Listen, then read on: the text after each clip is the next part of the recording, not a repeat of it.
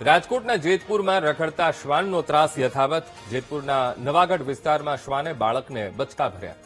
ખાટલામાં ઊંઘતા બાળક પર શ્વાને એકાએક હુમલો કર્યો। ઘટનાને લઈ સ્થાનિકોમાં ભારે રોષ ભભૂકી ઉઠ્યો છે। તાત્કાલિક આ રખડતા શ્વાનને પકડવાની સ્થાનિકોએ માંગ કરી છે। ખૂબ ગંભીર ઘટના જેતપુરમાં બની છે।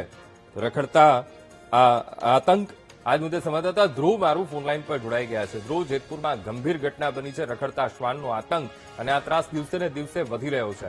નવાગઢ વિસ્તાર જેતપુરનો અને જ્યાં શ્વાને બાળકને બચકા ભર્યા, આખો મામલો શું છે ધ્રુવ?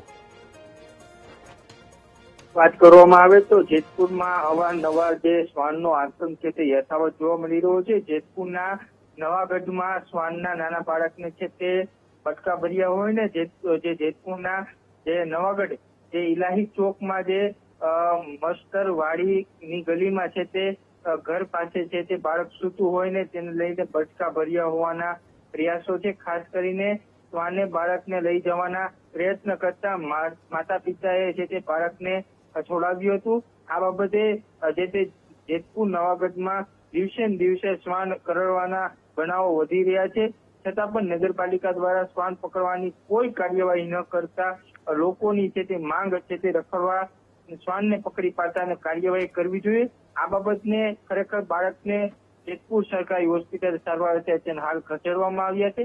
ખાસ કરીને અંકુર દિવસે ને દિવસે છે તે શ્વાનનો વધી રહેલો ત્રાસને કારણે સ્થાનિકો ઉગ્ર માંગ કરી રહ્યા છે કે આ જે શ્વાન રખડતા શ્વાન છે તેમને પાંજરે છે તે પીડવા જોઈએ। જી બિલકુલ ધ્રુવ, સમગ્ર માહિતી સાથે જોડાવા બદલ આપનો આભાર।